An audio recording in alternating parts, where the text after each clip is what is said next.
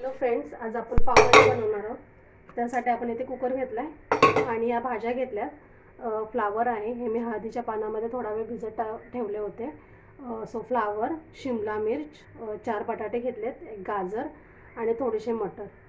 तर मग हे आपण घालूया कुकरमध्ये. आपण सगळं टाकलेलं आहे याच्यामध्ये कुकरमध्ये. गॅस ऑन करते.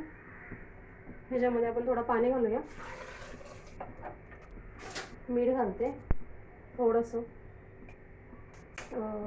3 ते 4 शिट्या देऊया. आता आपण पावभाजीला तडका देऊया. आणि ही जी आपण भाजी शिजवून घेतली ना, हे बघा, ती मी थोडंसं ह्याच्यातलं पाणी काढून घेते. कढई गरम झाली आहे, आपण तेल घालूया थोडं.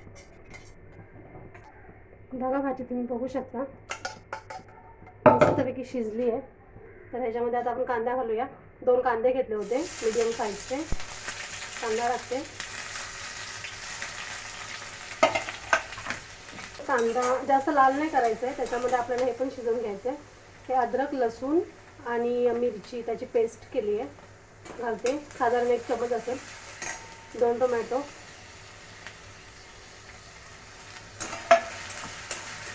घातले. तर आपण ह्याच्यामध्ये मीठ घालूया थोडा, टोमॅटो शिजून घेण्यासाठी 1 चमच मीठ घातलं. भाजीमध्ये पण घातलेलं आहे मी मगाशी थोडं. तर मग आपण चवीनुसारच घालू.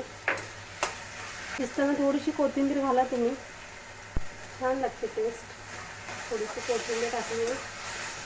फ्रेंड्स, तुम्ही बघू शकता ही आपली ग्रेव्ही तयार आहे. त्याच्यामध्ये आपण आता मसाला ॲड करतो. अर्धा चमच हळद,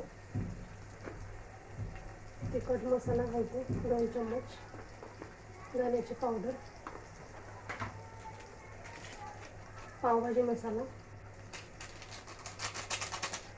त्यामध्ये थोडा कांदा लसूण मसाला घालते, टेस्ट छान येते. थोडासा मॅजिक मसाला मिक्स करून घेऊया. हे पण थोडं आपण मॅश करूया, जेणेकरून भाजी एकजीव होईल.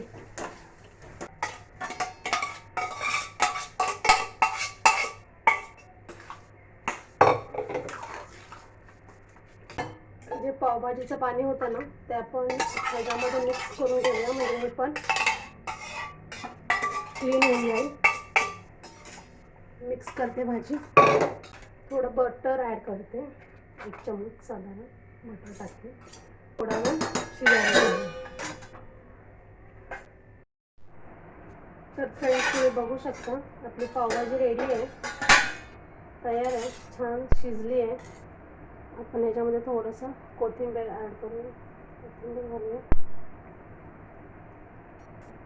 मिक्स करू. पुन्हा एकदा थोडंसं बटर घालते, बंद करते.